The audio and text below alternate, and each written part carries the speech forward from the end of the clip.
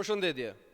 Lajmi mbi procedimin e 3 shtetasve italian gjatë protestës së opozitës përbën një operacion të mirëfillt politik dhe propagandistik përmes të cilit dëshmohet kapja e shtetit dhe konsolidimi i një modeli të shtetit policor.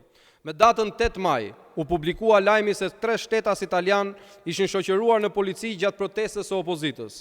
Pak më vonë këta shtetas u lanë të lirë pasi rezultoi se ndaj tyre nuk kishte prova apo fakte që të justifikonin ndalimin.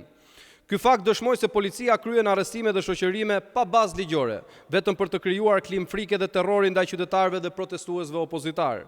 Një ditë më pas, më 9 maj, portali pranë familjes Rama, Prapaskena, publikoi një artikull ku pretendoi se 3 italianët kishin hedhur koktejl Molotov gjatë protestës dhe se sipas portalit ata kishin deklaruar në polici se ishin sjellë në Shqipëri nga Shkëlzen Berisha dhe ishin paguar nga Flamur Noka, Klevis Balliu dhe Belind Këlliçi. Ky lajm i pavërtet u shpërnda më pas nga media të tjera pranë qeverisë si Report TV dhe Shqiptarja.com, duke tentuar të krijojë perceptimi i një organizimi kriminal të protestës së opozitës. Pas publikimit të këtyre lajmeve, Gazeta Tema publikoi një editorial ku hidhej teza se rekrutimet po bëheshin në Itali për shkak të një fryme anti-Rama në atë vend, si edhe për faktin se Partia Demokratike gjëja kishte mbështetjen e mediave italiane.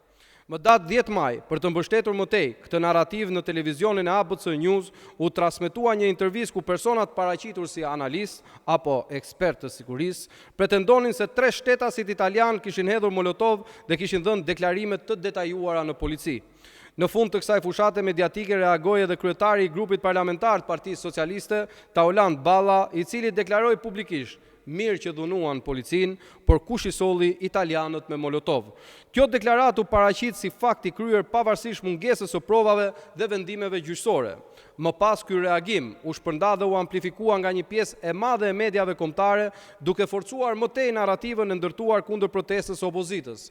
Në këtë mënyrë u krijua një operacion i koordinuar mediatik dhe politik përmes të cilit u proceduan 3 shtetas italian pa prova të qarta, u hodh balë mbi protestën e opozitës, u tentua kriminalizimi i opozitës dhe u ngrit një procedim penal ndaj meje, deputet i Partisë Demokratike.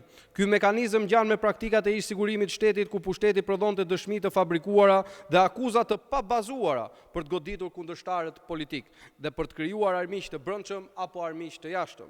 Kjo skem e përpunuar anti-opozitare dëshmon kapjen e institucioneve shtetërore ku policia, media dhe segmentet të sistemit të drejtësisë përdoren në funksion të propagandës politike. Partia Demokratike hedh poshtë me neveri çdo insinuat për përdorimin e mercenarëve në protestat e saj dhe e dënon këtë operacion manipulimi ku janë përfshirë policia, media dhe qeveria. Kjo është një përpjekje në vazhdim të përpjekjeve të tjera për të mbytur zërin e opozitës dhe baltosur kryengritjen paqësore. Faleminderit.